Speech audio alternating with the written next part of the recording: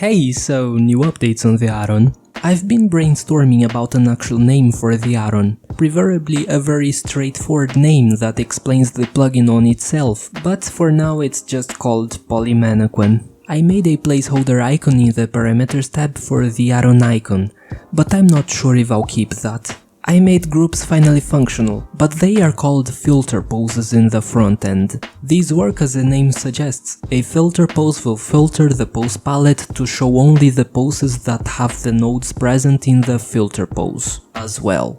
The filter pose also works as a template for creating new poses, so you have a base to work upon. They can also be called groups because the pose functionality is optional. There's a more icon on the end of every editable parameter now. In an UI with limited width, the horizontal space is very valuable, so I got rid of the 3 buttons.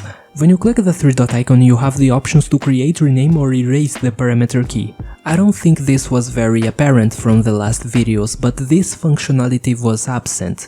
You were limited to the default parameters. When you select a scene, the default parameters are selected now. Not sure if that's a good idea though, because the default filter pose all will generate thumbnails for all poses, which might be a bit expensive if there's too much poses in a pose lib. Heck, it's a bit expensive even with as few as 12 poses. This is an unoptimized mess.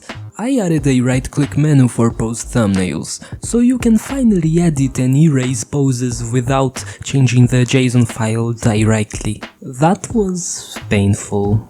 There's now a cancel pose editing button that only appears when you're editing a pose. The pose creation animation player is now unselected when the pose is saved or cancelled. Turns out you can actually delete a selected animation player and the editor won't crash as I thought. But I don't deserve nice things, so the Hydra has just grown 2 more heads.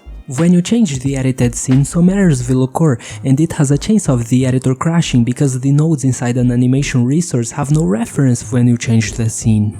This unfortunately doesn't seem to be fixable as it appears to be a core functionality of Godot engine, but I'll try to find some workaround.